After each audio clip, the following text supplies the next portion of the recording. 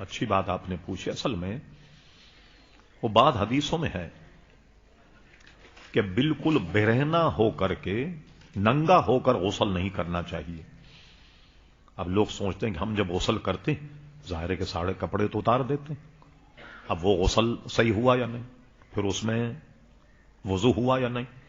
سنت طریقہ یہ ہے کہ جب آدمی ناپاکی کا غسل کرے تو اس کو نیت بھی کرنی ہوگی, میں غسل کرنے کی اور ناپاکی دور کرنے کی نیت کرتا ہوں, اور اس کو نیت کا ثواب ملے.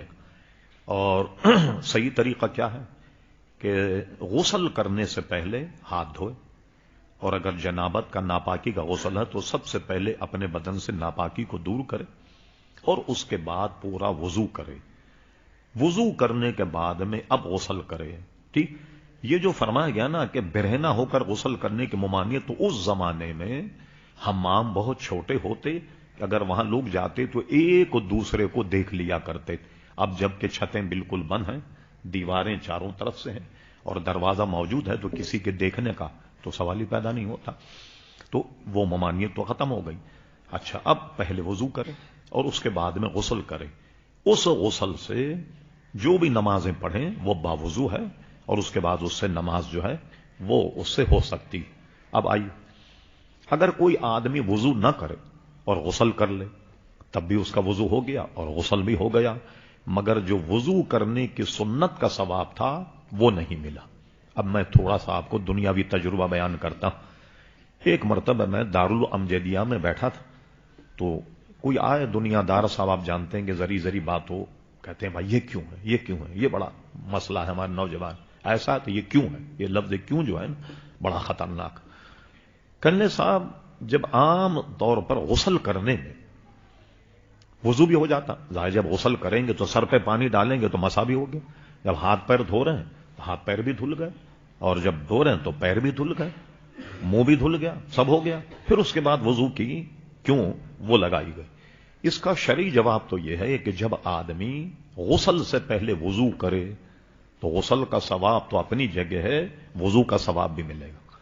اچھا, اس وقت میرے پاس ایک ریٹائرڈ افسر 22 گریڈ کے ریٹائر ہو گئے تھے, تو مجھ سے ملنے کے لیے آئے اسلام آباد سے.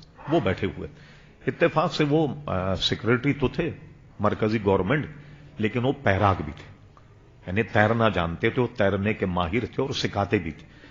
تو انہوں نے میری جب گفتگو سنی تو انہوں نے کہا بھائی میں آپ کو بتاؤں, میں تیراکی کا ماسٹر.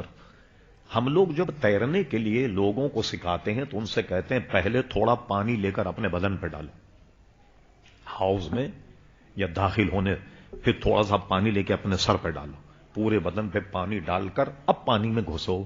اس نے کہا یہ تیراکی کا یہ تجربہ کہ ڈائریکٹ آدمی اگر پانی میں چلا جائے تو موسمی اثرات کی وجہ سے, یا جو اس کے بدن میں جو کیا کہتے ہیں حدت ہے, اس کی وجہ سے اس کے اسی وقت ہارٹ فیل ہونے کا خطرہ.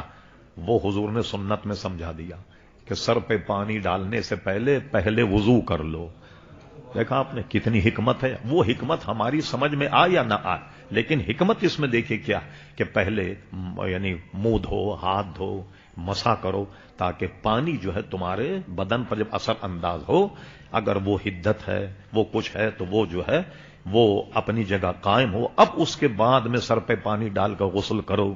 تو اس میں حکمت ہمیں ان افسر نے مجھے بتائی کہ صاحب ہم جب تیرنا سکھاتے ہیں تو پہلے اپنے بدن پہ پانی ڈال, پھر اس کے بعد میں ہاؤس میں ڈالو. کئی مشاہدے ایسے ہوئے کہ ڈائریکٹ کوئی آدمی پانی میں گھسا تو اس کا ہارٹ فیل ہو گیا, وہیں جناب جہاں بحق ہو گیا وہ.